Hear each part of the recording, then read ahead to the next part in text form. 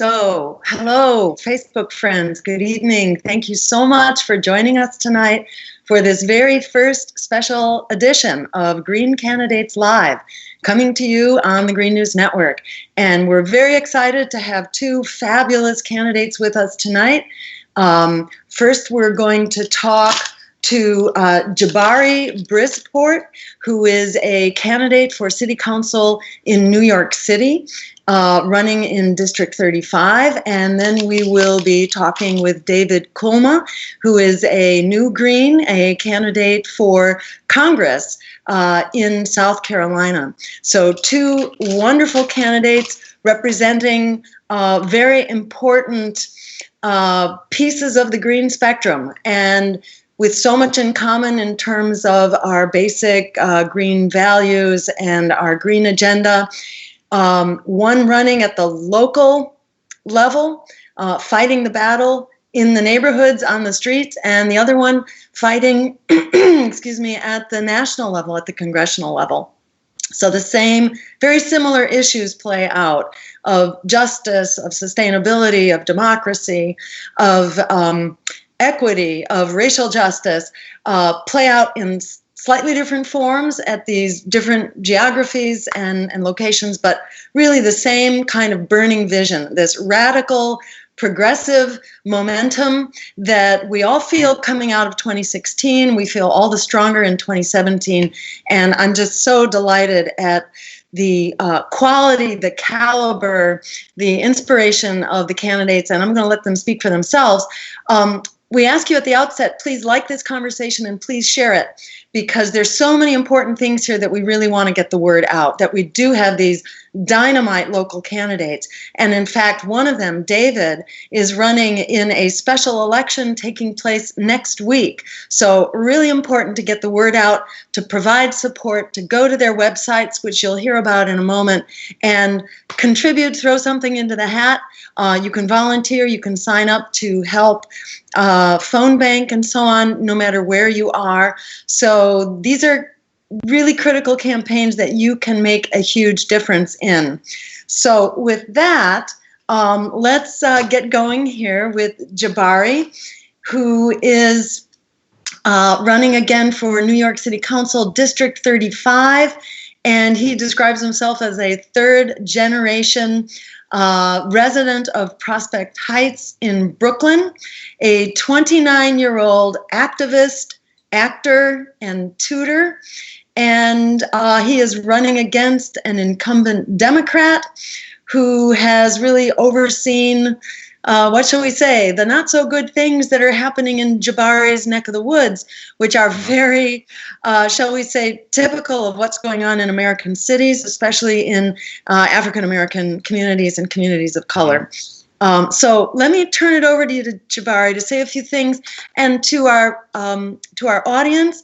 You can share your thoughts, your comments, and your questions, and we will turn to them in about 10 minutes or so. So chime in and share this conversation. Go ahead, Jabari, let's turn it over to you. Tell folks a little bit about, how you come to be running for office. Yeah, I mean, I've been an activist for 10 years now. I'm also an artist, an actor, and I've always been at that nexus of political theater, or, political performance art. And probably my intro to that nexus was this theater company I had in college called the Glass Theater Company.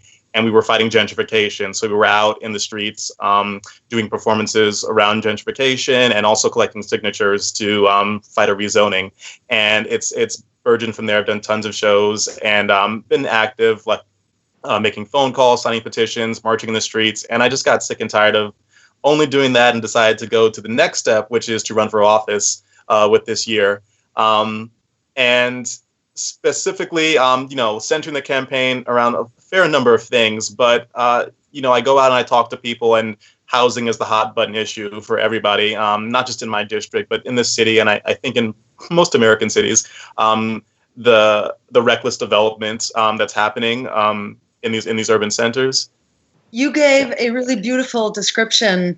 Where was it? I think it was in an interview that you gave, or maybe it was on your website somewhere, about how gentrification became a big issue for you, and that you were basically away at college, you were at NYU, and you found every time that you came back to your home that another piece of it had been taken over and was missing.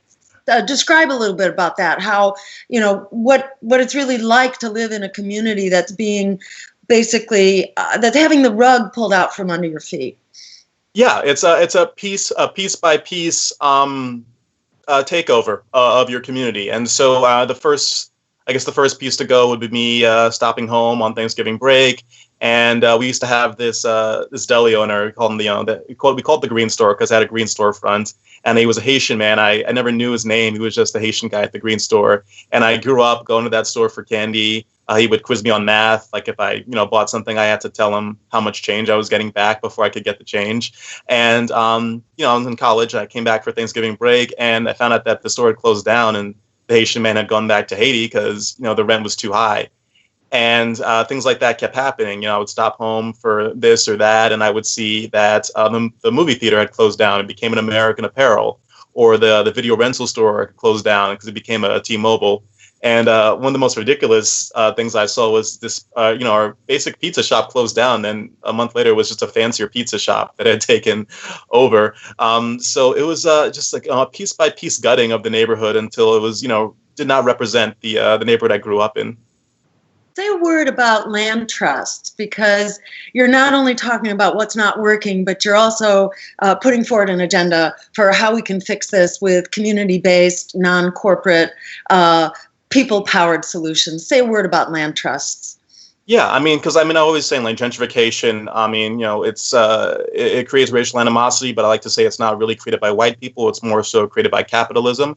So a community land trust is a way for a community to organize into a nonprofit, and the city can sell public land to them, and they can be the stewards of the land or have the land leased to them, and they can have the final say on which developer is building on the land, who they're working with, whether it's union, labor, all the good stuff that we all want. The people can have the final say.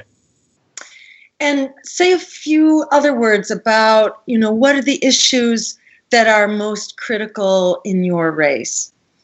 Yeah, absolutely. It's housing is a big thing. And then another thing we're fighting on that's important is police reform. And there are a lot of hot button issues in New York City, like closing down Rikers jail, ending broken windows policing, and passing something called the Right to Know Act, which essentially says that if you're getting stopped by a police officer, you have the right to know why, and also the right to know who they are, which sounds like common sense legislation. And then our campaign is going a step further, and I'm looking to bring more power to the people. So we're pushing for a civilian review board that's actually elected by the people, and also more participatory budgeting in the NYPD, so that people can actually vote on how the police are spending their tax dollars. And say something, Jabari, about you're running against an incumbent, and what should we know about your opponent? That she follows something, this ideology that's become known as like the Guggenheim model of development, which basically follows that if you bring like really glitzy, glamorous art spaces into a district, and then very quietly also sneak in luxury housing and condos while no one's looking, so that you get all the pomp and circumstance of bringing art and cleaning up the district while also pushing a lot of lower income people. And that's been happening in my district, and I can speak to it specifically as an artist, as someone that can see the ridiculous state of the district now, which is where we have the most number of cultural districts in Brooklyn, or cultural institutions in Brooklyn, and also, artists can't afford to live here. So I'm going to read a question off here, and I want to encourage people to ask questions of Jabari, whether you live in the district or, live in some other city. What occurs to you? What do you want to see in a candidate? What kinds of questions do you have? Valerie says, several lovely Greens are running in Brooklyn. So what about that? Who else is running in your race? Is there a Republican in the race? Do party labels matter in this race? Tell us about that.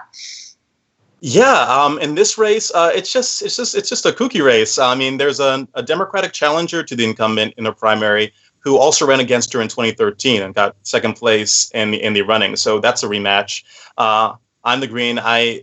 we just found out a week ago another Green may be running, so we might have a primary, which is just fun too. And there's also a Republican that stepped into the race 2 weeks ago, but get this, she's still registered as a Democrat. So why she's running on the Republican line, it's anyone's guess. But it's gonna be an interesting mix and potentially one of the most watched races in Brooklyn. Yeah, very interesting. How many people are on the city council? Just tell us a few basics like that.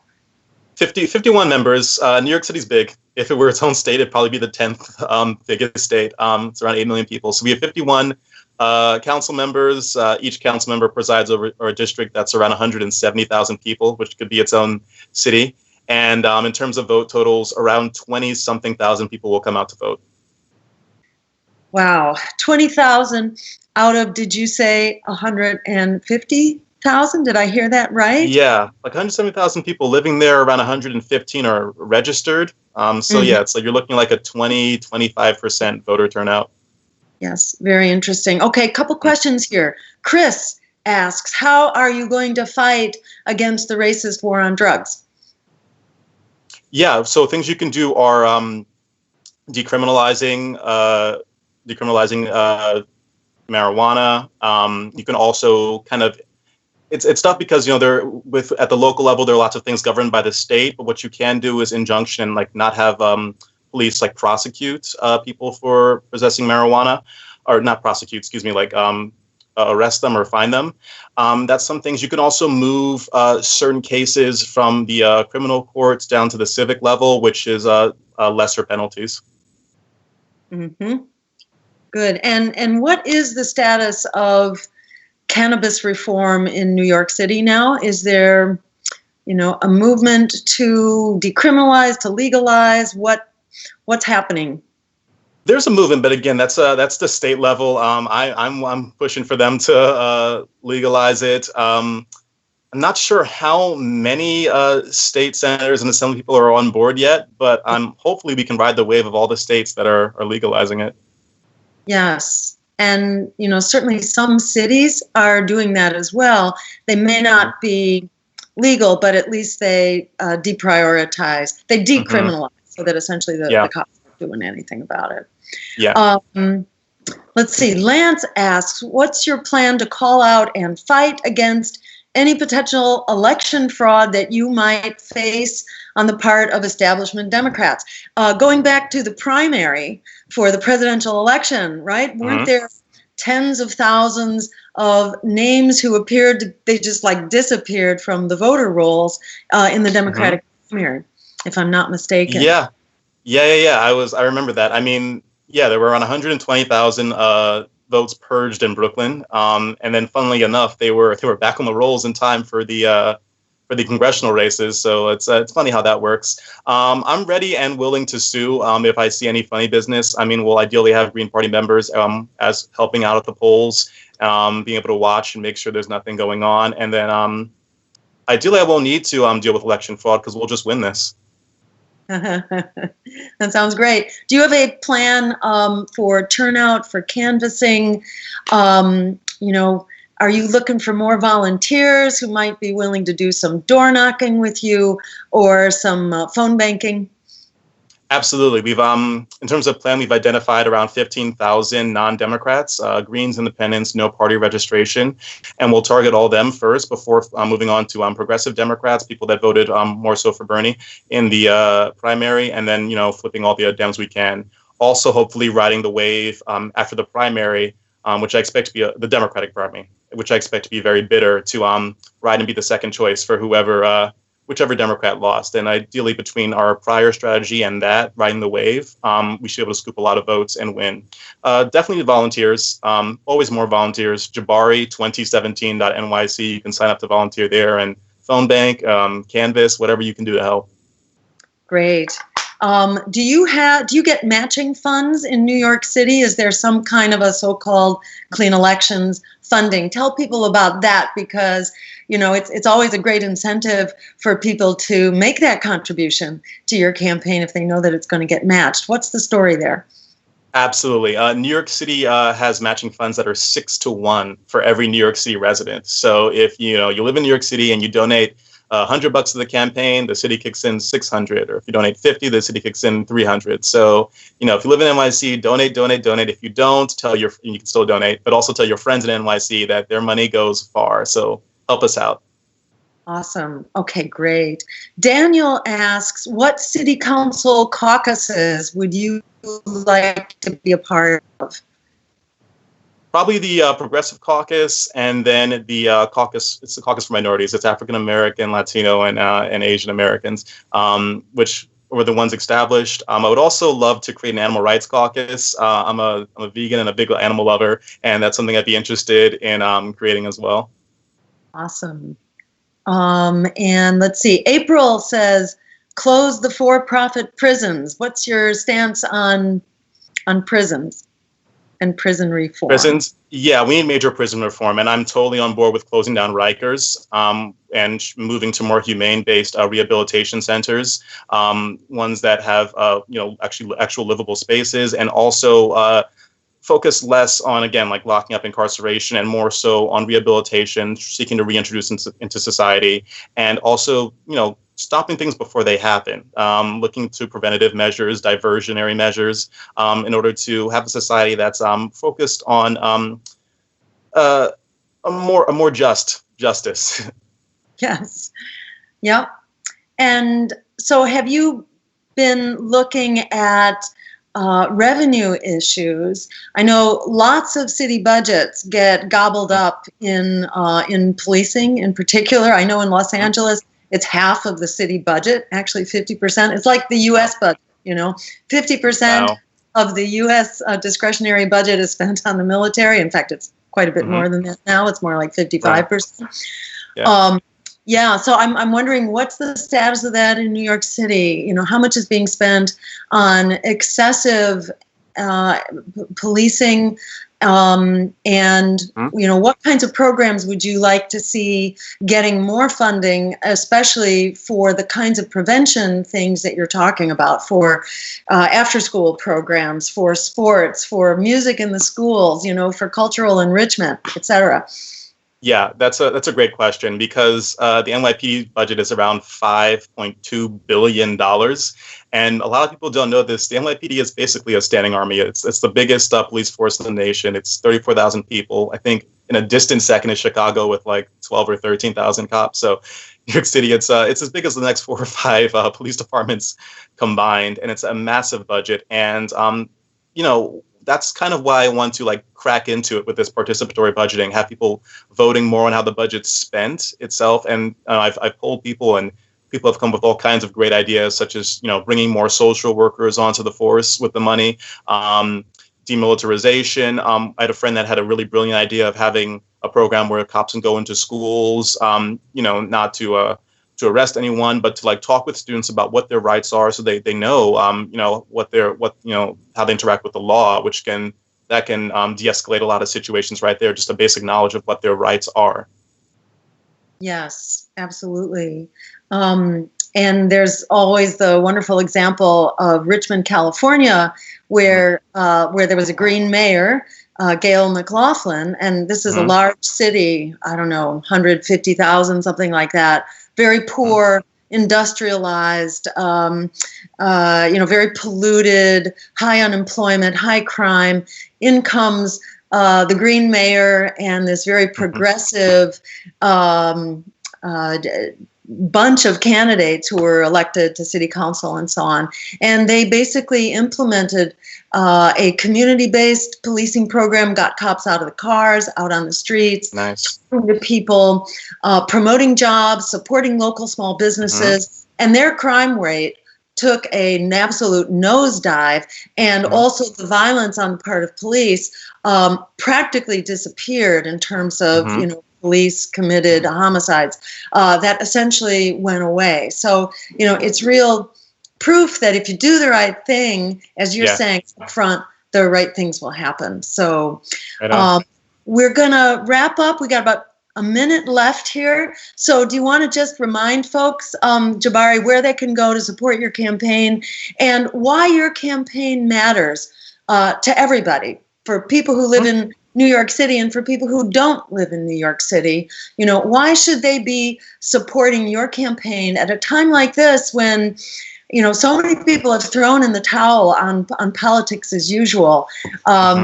Say a word about what your campaign has to offer for just kind of lifting up a new kind of local green politics. Yeah.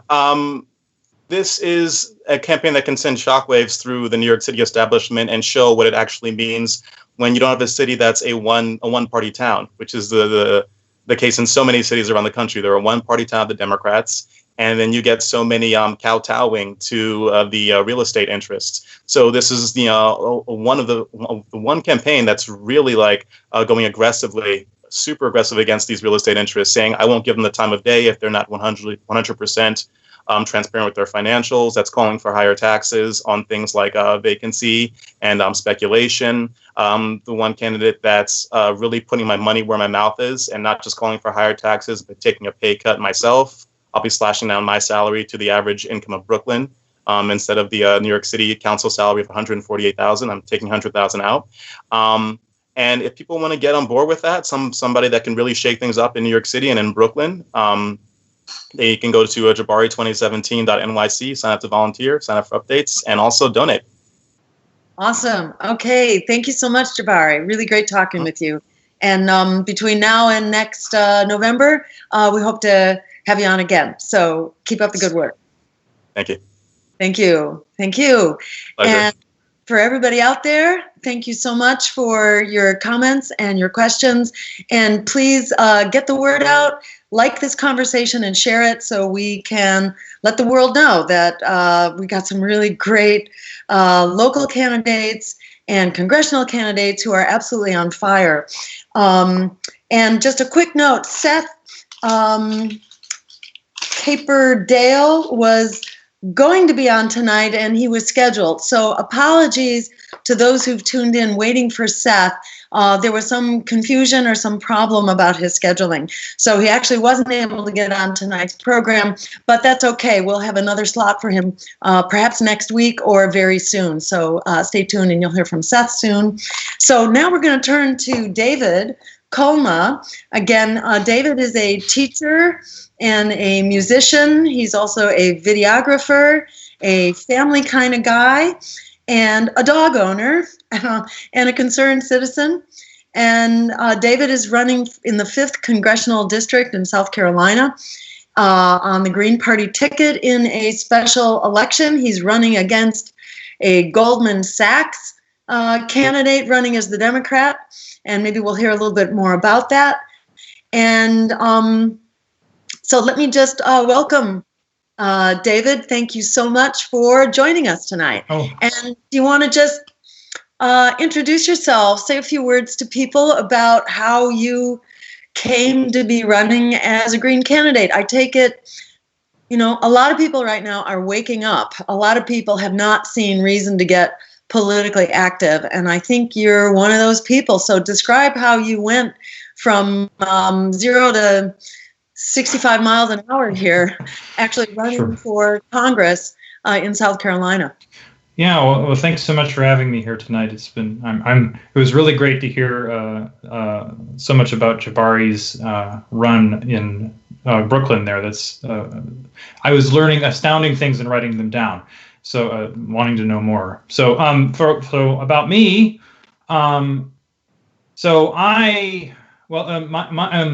like some other people I know that I've met since that in the past few months down here in South Carolina, I was really interested in Bernie during the primary as a Democrat. It was, Democratic politics I'd never really seen before.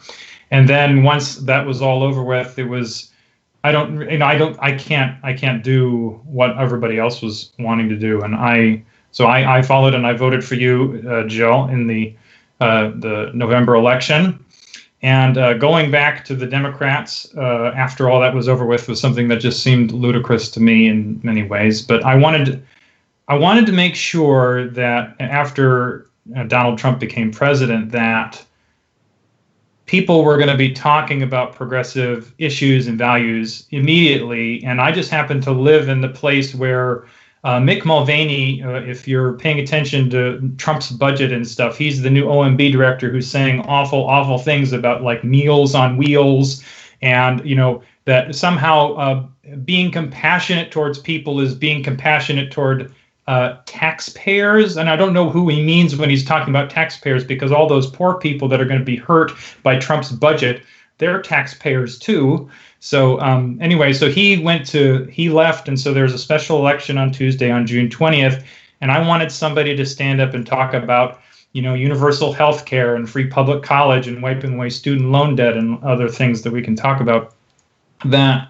And I noticed that there's, it's a heavily Republican district, and there were 7 Republicans, and they were all somebody I couldn't handle. And then the Democrats decided to put up somebody, a rich guy who is a tax attorney at Goldman Sachs, and before that worked as a tax attorney at ExxonMobil. And my guttural screams and running around after I found that out in my house basically said, let me know that I was going to have to be the human being who stood up and said, we need universal health care, even in a very red place like South Carolina. And as I understand it, you actually wrote to the Democratic and Republican parties. Well, I wrote to the Democrats and the Greens on the same day. I just emailed them because, well, what I was paying attention to at the time is, I'm sure you're aware of the Cenk Uygur and the Young Turks and Kyle Kulinski. They're doing this Justice Democrats thing where they're trying to infiltrate the Democratic Party, which is something I was interested in seeing what would happen. And after I asked them if they were going to run somebody in one of these elections, and they said no, they're going to focus on 2018. And so after all the Republicans announced, I contacted the Democrats to find out what they were going to do, because I wanted to make sure somebody was going to talk about like stuff we talk about. And they told me, the woman who emailed me back said, oh, we've got a candidate, and they have excellent credentials, which is that moment where your sirens go off in your head going, who do they think mean it has excellent credentials if they put up, the most, what did people keep on saying about Hillary Clinton during the election? That she was the most qualified candidate ever for president. And well, that didn't turn out too well, did it? So I was really just worried immediately. And the Green Party guy, Mike Stewart here in South Carolina, he emailed me back a candidate questionnaire. So it was like, okay. So after I talked with some of the Green Party people down here, we decided that this was the right thing to do. So, and after 3 months, it was the right thing to do. I'm very glad that I've been doing this. Well, that's really exciting. And tell us, what is the status of the Green Party in South Carolina? Well, luckily, unlike in some other states, we do have ballot access, which means that there wasn't a large fight to get me. So I'm on the ballot. My name is there. We had a little nominating convention. So in my area of South Carolina, there isn't a local, the localist Green Party is like 2 hours away. So my campaign manager, Greg Jokoy, is driving from his home 2 hours away over to Rock Hill where I live and back, So it's like he's spending 4 hours in the car some days to help us do this campaign. So we're hopefully we're exciting people as we're being able to talk about all of our issues. And we've actually been able to be in lots of multi-candidate forums, and we were in a debate this morning. I was with the Democrat, the Republican, and the local centrist party, the American Party candidate. We taped the thing live to be broadcast tomorrow night on local public television. So I'm getting some play here, which is really wonderful. And so we're hoping to be able to build some local Green Party chapters after when the campaign is over with. So very exciting.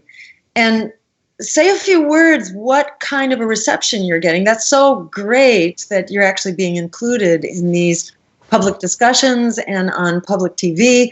That's something, that should be taken for granted. That's what an election should be about. It should be about providing choices and voices, and regrettably, it doesn't happen a lot. Right. Yeah. No. So So what is it like to get your voice in there? What kind of response are you getting to, healthcare as a human right, and public higher education for free, and ending student debt, all these like basic essential ideas that most people support? What kind of response are you getting?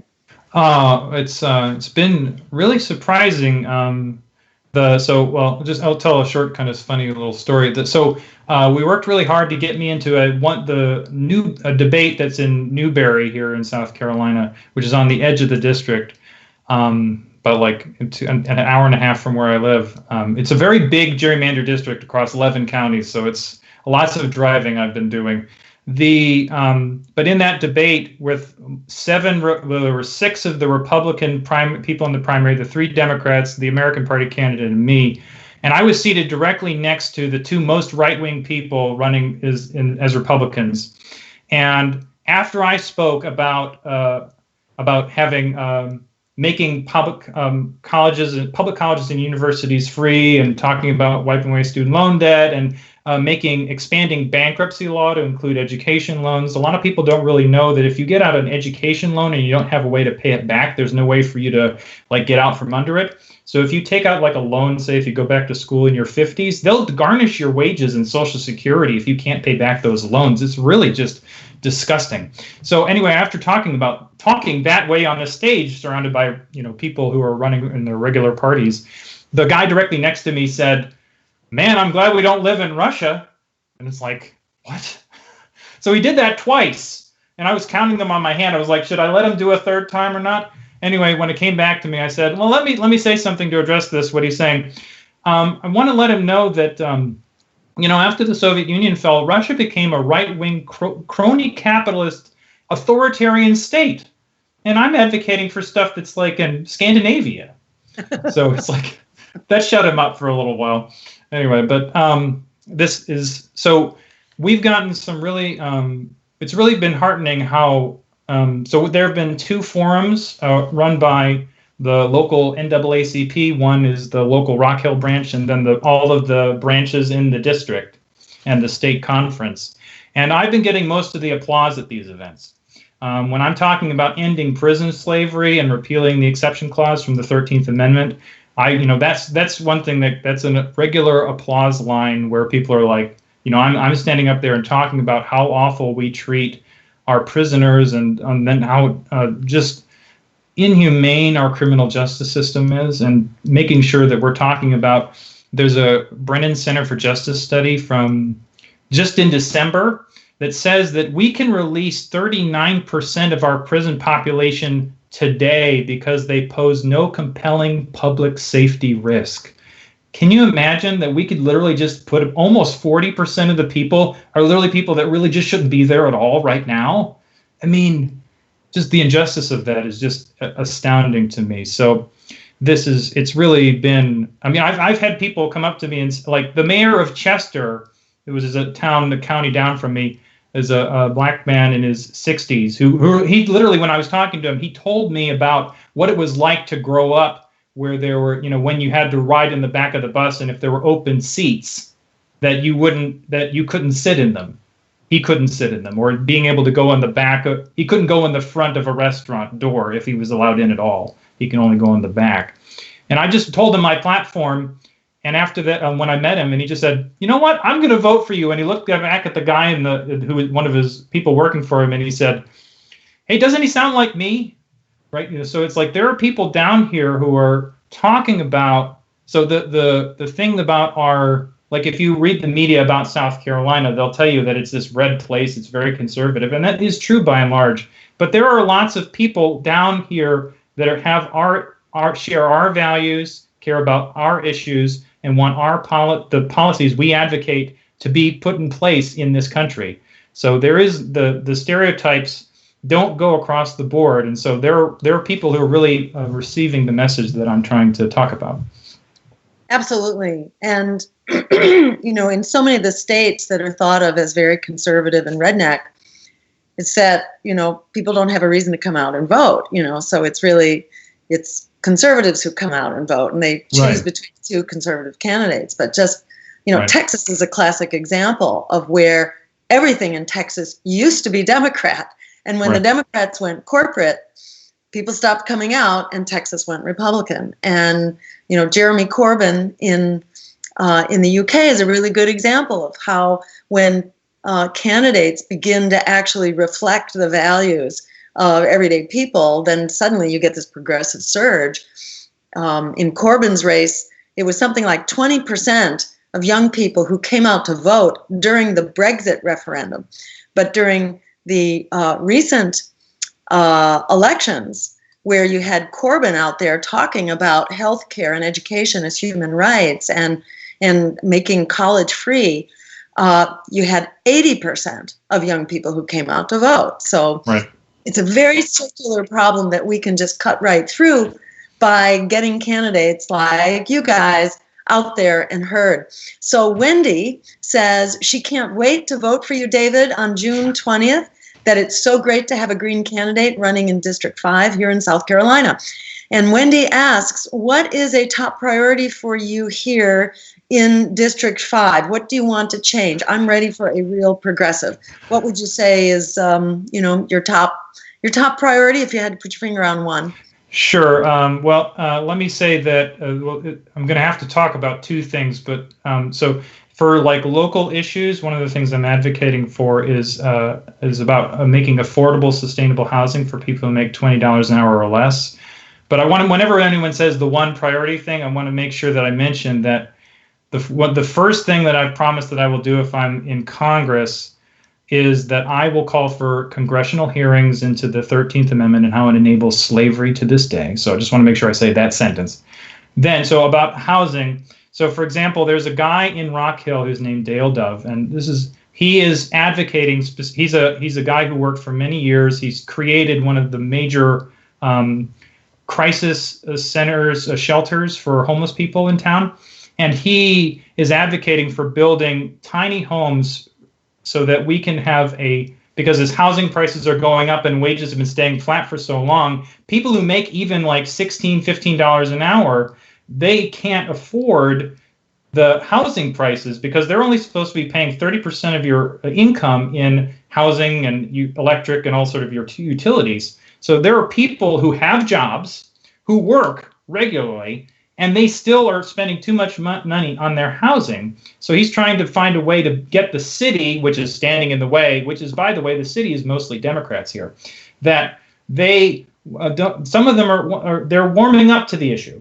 But that if we build homes that are in a size, it's like an apartment size or so, that you can actually afford to live in that space, so that you're not going to end up being in the crisis to say if you might have to lose your home, or you're actually going to be able to afford to eat, you're going to be able to afford to pay your electric. I know a woman who literally makes, because she's on a fixed income, who literally has to decide whether or not to leave the house because she doesn't know if she can afford the gas to say go to a thing with friends at someone else's house. So this is a real problem here, and it goes across the whole district. Thank you. Tina says, thanks for helping South Carolina go green. Colleen says, thank you, David Kulma. Riva says, I love the idea about bringing the police into the schools to teach them about their rights. I think that goes back to what Jabari was saying. That's a great idea. I love that idea. Steve asks, what are your thoughts on adjunct pay and government funding for the arts? Now, you're an adjunct professor, isn't that right? So you can tell us from the horse's mouth what's going on in the rights of, academics these days who are really being thrown under the bus. Right. So, as you know, the phrase that all the academics use is adjunctification. So it's basically we're taking people who have professional degrees, and we're looking at them and saying, you know what, we should treat you as badly as the people that are working at Walmart, at Target, or any of these places that are at a fast food restaurant, where these people who really do need to be making living wages and are doing the fight for 15 and all these other things to get living wages at their jobs that I fully support, and unions, that this same problem is happening to professors and that they're slowly whittling away tenure track lines to the point that most of the people who work at universities are like me. They're people who are making, I make, what's it now? I got a little raise. So I get, $2,400 a class. So that means, can you imagine living on that much money if you didn't say have somebody who was working full time with you? Like, no, it just doesn't happen. So we really need to, so the other weird part is about South Carolina specifically is that it's it's illegal to have a public employee union because the state is technically not an employer according to the judiciary down here. It's like really terrible. So we need to be, so one of the things that any plan that is talking about higher education, so making colleges free, is a plan that says that we need to go back to, or we need to build a faculty around making sure that we have full-time teachers who are, and professors that are getting full benefits and have enough time to actually be the best teacher they can and be, and working in their field rather than having to run around. Most adjuncts run around to multiple schools in order to make ends meet. So they spend most of their time in their car. They don't have offices. I'm lucky that I do. I'm treated really well as an adjunct, but I still get paid really not very good wages. So it's, was there a second part to that one? It was just sort of about adjuncts and stuff. Oh, the funding for the arts. So yes, well, I'm a musician. So like Jabari, who's a theater person, right?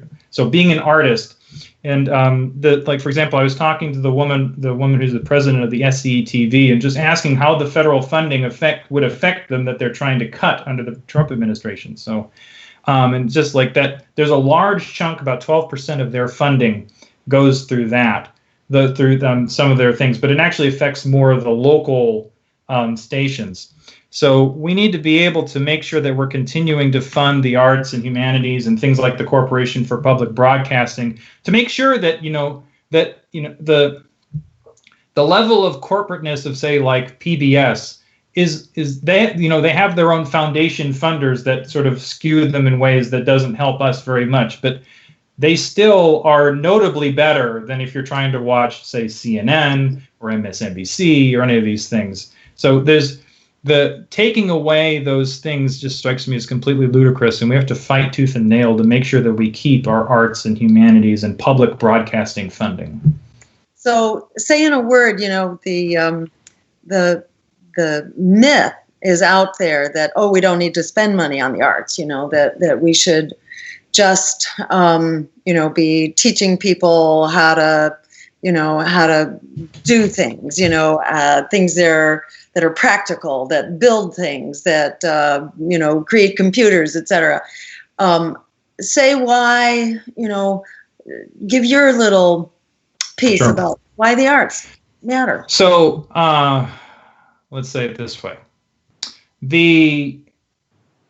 There's a lot of talk in the sort of this, when people are talking about science, technology, engineering, and mathematics, that when people talk about STEM education, that they want to have there are people talking about like a creative class, right? We want to create people who are creatives to be able to do lots of other things, to be able to use all of these technologically driven and science-driven career choices to build this amazing new future that we all can ooh, I wonder what that will be like. But if you leave out the arts from that, you're literally removing from the equation the creativity and the people whose job and whose life's work is built around being creative. So if you don't have any creative people teaching you, people who don't for example, Einstein talked about playing the violin was very important to him as a way to sort of unlock his creativity. So if we don't train the next generation of scientists to have something to do with the arts in their life, they won't be able to do the things that we need them to do to be able to, say, solve climate change or do any of the other large, huge problems, or designing the infrastructure of the future. We need creative artists, not only for their art, but for the ways in which they integrate with the rest of society to make sure that we're all tapping into our creativity. Well said. And I'll say also, that arts are like the glue, the glue that keeps society together. And they're the language that everybody speaks. And, they are sort of an expression of the heart. And if we corporatize that, if we take it out of the public space, we kind of shut down. I mean, in many ways, this sort of parallels how society, is really having trouble coming to terms with itself now, and with its violence and with its political gridlock. It kind of goes hand in hand with the corporate takeover of the public good and the public commons and the arts as an expression. So, yeah, I think, it's so essential. It's not like this is a choice that you do or you don't fund the arts. I mean, the arts has to be part of the equation, and it's especially critical in schools that music and arts education, as well as recreation and sports, this is like, it puts the lifeblood back into our schools. And it's just nonsense to think that we can be spending half of our discretionary budget dropping bombs on people, and creating an occupying force. It's like a joke that we can't afford it. Of course we can afford it. We need, the friends of democracy to be designing our budgets, and to be representing us in our elected positions, so that we do have a budget which is about people. It's not about payback for donors to political campaigns on their military exploits and so on. It's just nuts. That's absolutely. Do I have a time for like an anecdote? Yeah. Let's see. We have a really short, quick one. Yes. Okay. Yeah. So I'm a musician and a teacher, and I teach a class for non-majors, so people who are not musicians, that's specifically organized around sort of critical pedagogy. This is where the students get to choose what we talk about each week in our class.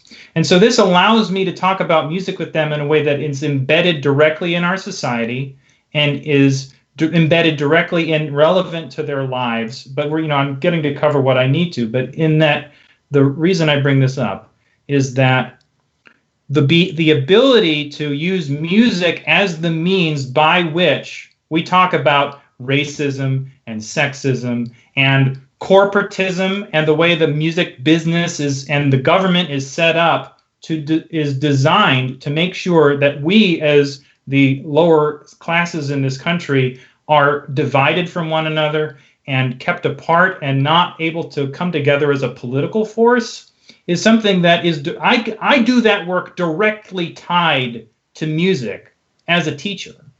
And so this is the political process of finding ways to connect to one another, and the arts is directly intertwined in so many different ways. So that's the anecdote.